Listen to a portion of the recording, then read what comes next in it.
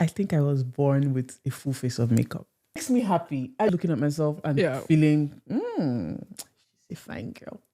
Guest fallacy in the beauty industry, high-end product, so that their output is the result is Yeah. flawless. My name is Awele Umokolo, and my company name is Awi Beauty. Years in business, total duration of operation since establishment. This one is tricky. It's tricky because I started or I trained way back in 2012, and then I took a very long break and resumed fully in 2022. So in recent times, I would say 3 years, but in total since establishment, over 13 years.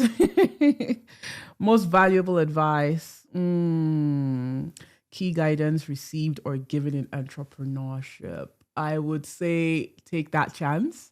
I think a lot of the times entrepreneurs let fear hold them back. So whatever risk that you think will elevate your business, forget about the fear, just jump and do it. Of course, weigh the factors, but I think go for it is my most valuable advice. Essential beauty product that I absolutely can't do without is a lip gloss. And my social media handles, I have my personal page at Awi Dolls and my beauty page at Awi_beauty.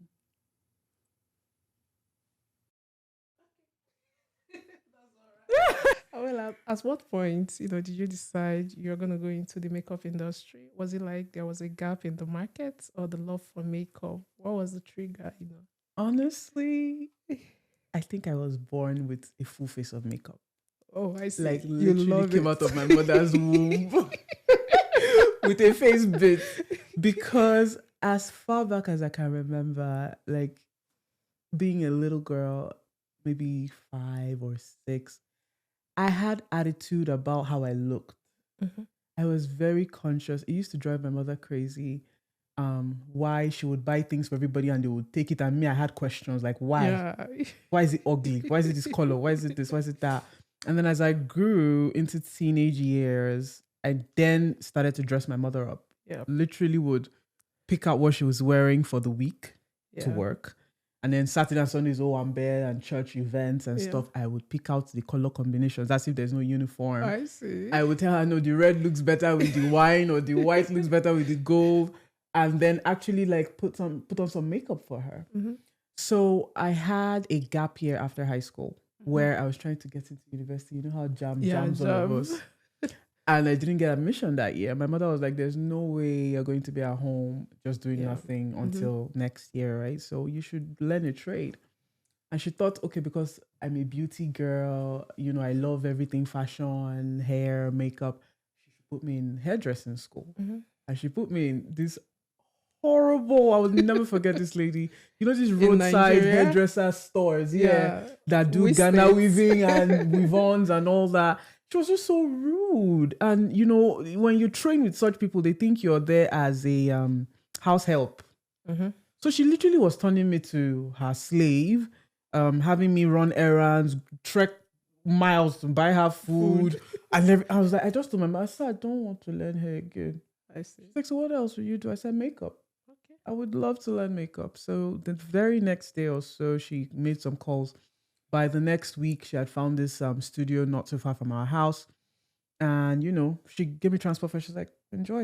And I would stay there for hours. It would be time to come home and I'll be like, no, I don't want to go. I was learning how to tie gele. I was learning makeup. Makeup, of course, wasn't what it was then. I'm talking 2012, 2011. It was so basic, but it was just so fascinating for me.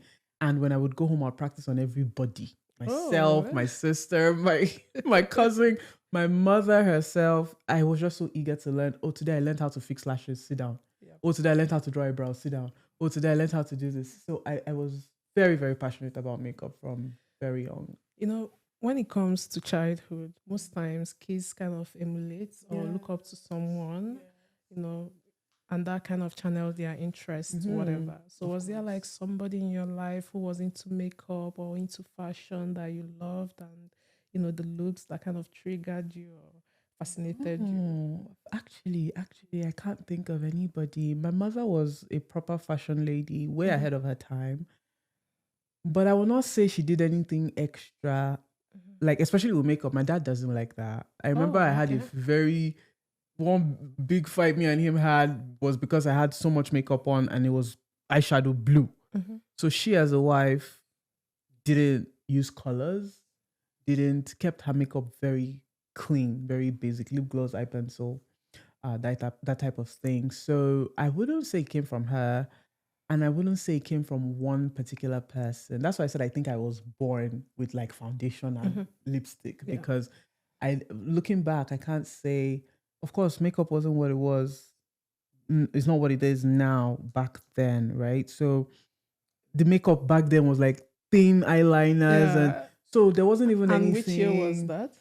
This is like as far back as maybe under 10, because I'm trying to think back as young as I possibly can to say which auntie or who did I look up to say I want to be like this person. No, nobody really, apart from the movies we watched. I remember I used to watch a lot of red carpet shows. E was one of my favorite channels as a teenager. I used to just love seeing celebrities get ready for events, and it would just be fascinating to me. But no, nobody. And when you talk about E, it's more like black celebrities. Both. Right? In fact, white, black, any ethnicity, just the process. And it's why sometimes when I talk to my husband about Kim Kardashian, he just rolls his eyes because he's like, you have come again. But honestly, I what I enjoy is not what most people are enjoying. I'm just loving seeing them go from basic to fabulous and like literally, of course it takes longer in real time, but on TV it's like and it's 30 minutes, they're ready. You can see the process of hair, makeup, glam, jewelry is also another big thing for me. So I love to see how they pick diamonds to go with this outfit or that outfit. That whole thing is just such a pet project of mine. I love it so much. So I don't know that there's one, to answer your question, one person that I saw, I said, I want to be like her. No, not really. It was just how I was born, I think. Going back to when you started, and this kind of brings a question in me. Like, makeup wasn't that popular, but right now, internet, social media has made everything influencing. Yes. Everything is, you can literally learn makeup by watching Instagram or YouTube. Yeah. Do you think this kind of has affected the business in any way, or do you think people kind of sought out for experts to still make them up? My answer to that is if you didn't do, you didn't do. Yeah. You know why? As much as, yes, there's a lot of resources now. There's so many. Like I trained in 2012. And I took a break and I was ready to come back into the business, but I didn't want to go through anybody because I had the basics and people would look at me and say, your makeup is nice. But I just wanted fine tuning. So I went on YouTube and I learned. And a lot of people are doing that. But I personally believe that women who don't have a flair for it, don't have a flair for it. Oh, I see. They can't very happy, to outsource that service. So whether it has impacted the business, no, I wouldn't say that. I would say that the younger generation have become very independent to do it themselves. But the millennials and the people who are older than us, like I was telling you today, I had a mother of the bride. I can't imagine she would go on YouTube and try to do her own makeup. You know what I mean? So that generation, our generation, at least some of us, definitely still seek that service of, come and give me the experience of somebody else giving me a full glam. Yes, it is self-care. Yeah, of course. For me. But yes, I don't think it's going out. It's going anywhere anytime soon. Just on the side notes, the first day I met you, as you walked into the room, all the ladies were like, oh my God, the face beat is given. Is that your usual self? Is that how you go out on every day? I get this question all the time. I remember I posted a picture from that event, and a colleague of mine was like, "Who's that?" Because the person I am at work is not different. Who she saw. So to answer your question, no, it's not everywhere. In fact, there was a period of I think a year or two after I had my second child where I just was not wearing makeup. It was very irritating to me. But I'm starting to get back into my groove. And this is me in my natural state is I do love a face beat. And I don't know what it is. If it's that, I just do it to gather the attention of, oh, I like your face, or I like your makeup. Or promote your business. Or promote my, in fact, it's funny business. That's what I was telling you, that I had this issue with my dad, and I think I was maybe 15, where I had like loud blue eyeshadow. I'll tell you a funny story. He had taken me to University of Benin precisely. Okay. And he stayed back. A lot of parents don't do that. They don't take you to university. They give you you transport Nobody took me to figure out your way to school. But I was his first child, and he wanted to make sure I settled in properly. So we both took a bus. Okay. Instead of this man to go back to Lagos, he stayed back in Benin, got a hotel, stayed back. The next day, he made a few calls and was like, I'm going to hand you over to a lecturer. A lecturer or an official to watch over you. So after your classes at 12, I think we had orientation or something, be at this office at maybe 1 or 2. I said, okay. I had a green t-shirt on. Guess what your girl did? Green eyeshadow. To match. Green eyeshadow. My father saw me and said, what? Like, I'm going to introduce you to somebody to bring you under their wing, and you are coming looking like, what? He just made me go to the nearest tap and wash my face. Really? So I'm just trying to cast your mind back as to how far I've been doing this nonsense. How long I've been doing this. So it makes me happy. I don't know that it is that, I just want to come in and be the center of the attention. I don't think it's what it is. I think I love looking at myself and feeling, she's a fine girl. Yeah, that's just simple truth. That's nice. Okay, so I was chatting with a friend, and we're kind of talking about, there are a lot of products in the market right now. So she was telling me that she feels that the more expensive the product is, the better the outcome. The face this and all. So I'm like, okay, I have some makeup friends. I'm gonna ask them. So do you think that the amount or how much you spend on products, brings out the best blend or the best face? Absolutely not. Oh, really? The biggest fallacy in the beauty industry. Oh, you've heard that, right? Oh, I'm not just the one. I have. I've heard people say they hire makeup artists expecting that because they're a makeup artist, they have high-end product so that their output the result is flawless. Lies. When I started off in 2022, I was using drugstore makeup because I was testing my feet in the water in Canada. I'd never done it in Canada. I've practiced makeup in America, where I used to live, in Nigeria, of course. Never in Canada, but I didn't want to invest so heavily in it that I would crash out and overwhelm myself to the point where I would use up all my savings or use up every penny I had to start out a makeup brand that might or might not kick off. Yeah.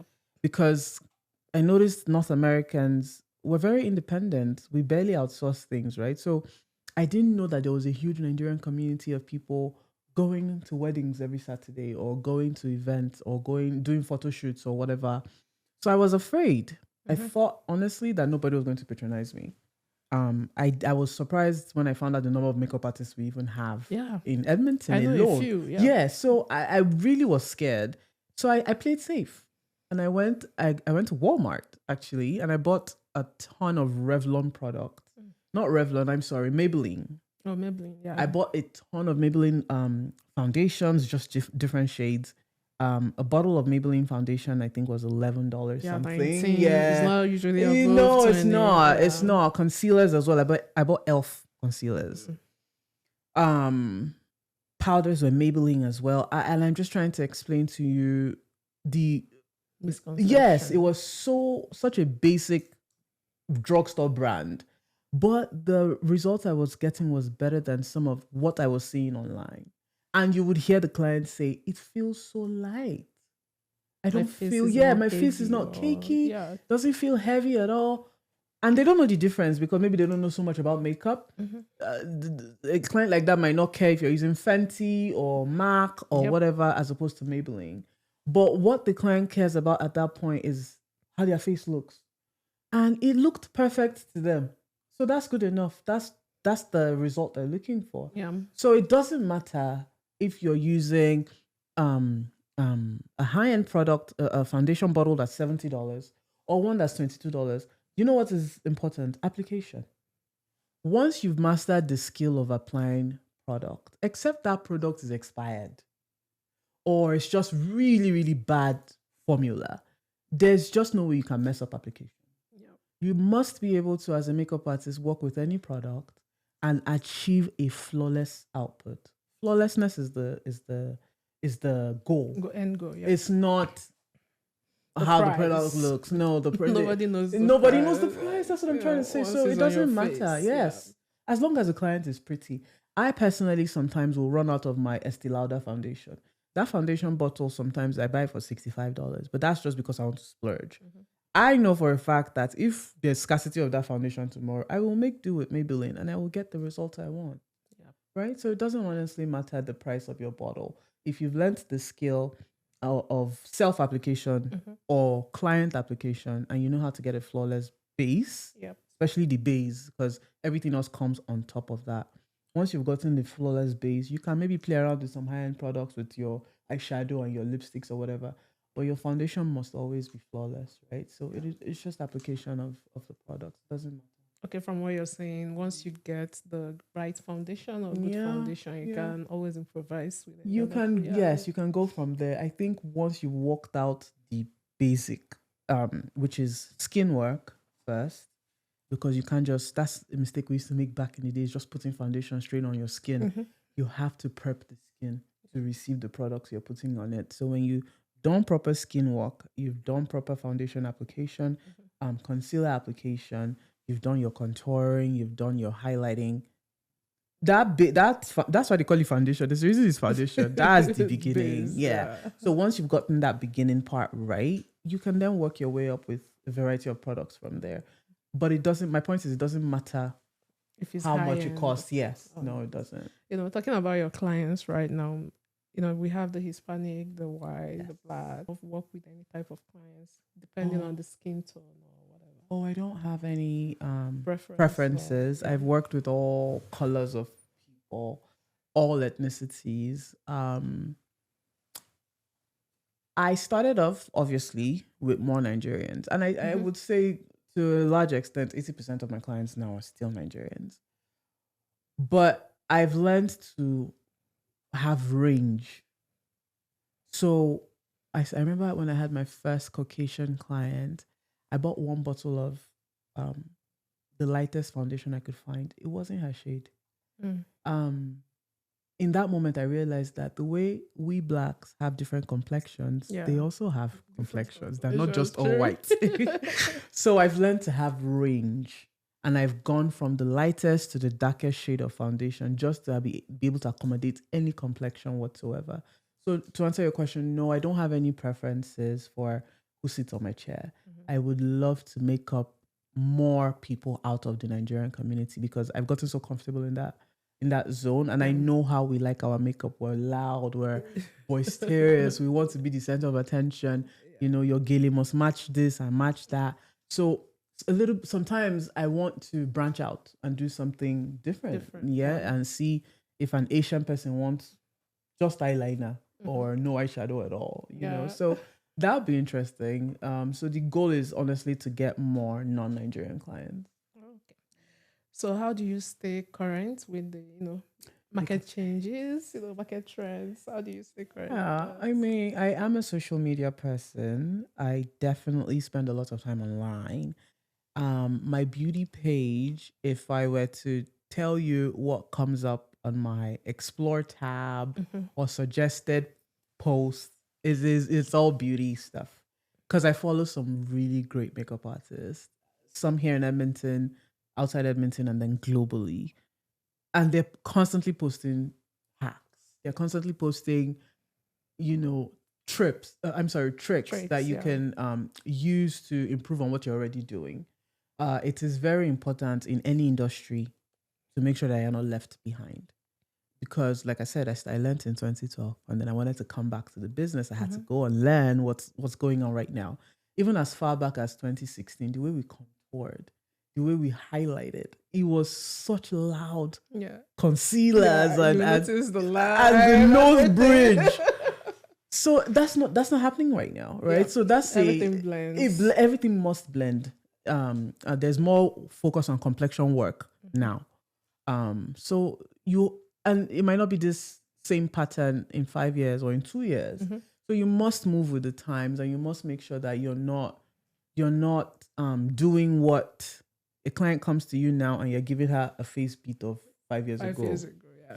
So I watch a lot of those videos. I practice a lot as well on myself, on my friends who literally have time on their hands. I'm like, come on, sit down, let me do this. But yes, I definitely, I make it a point of duty to stay on top of new trends. All right. So before I let you go, what is that mistake or beauty mistake you see a lot of people make, and you're like, ew, what's this? Oh my God, I have to think about this one. Beauty mistake. Okay, well, like I said, I follow a lot of makeup artists, and there's some of them based in Lagos. And I just see a lot of harsh lines with clients' eyebrows, or what other example do I like, where the concealer stops and the contour starts. There's a craze within that beauty industry in Lagos, and some Lagos, in fact, not some, a lot of Lagos makeup artists are beautifully talented people. Yeah, we have good makeup. Very, very fabulous makeup artists. But then there's some other few who will do these Owambe gigs every Saturday or so, and you will see them with the gele. Contact lenses would first go on. So you see the client has automatically gone from brown eyes to blue eyes. And I'm looking at them like, where are we going with this? The food thing. Yeah. And then when they're done, their eyebrows don't look blended. And it's not because they don't know how to blend it. It's on purpose. They want to give it a sharp look. Yeah. And that it makes me cringe, because I'm like, nobody does makeup like that anymore. I think everybody just wants a soft, like I woke up like this type of glam. Yeah. Is the trend I'm noticing in recent times. So when I see those makeup artists with the sharp lines and the very extremely bright under eye concealers and the blue eyes, contact lenses, I pray for them. That's the simple answer. I just say a short prayer for them and hope that they will eventually see the light. Oh, nice. And come to the better side. All right, thank you so much for joining us today. We truly enjoyed it. So good to have you. Thank you, sis. Don't forget to like, subscribe, and share. See you next time. Bye.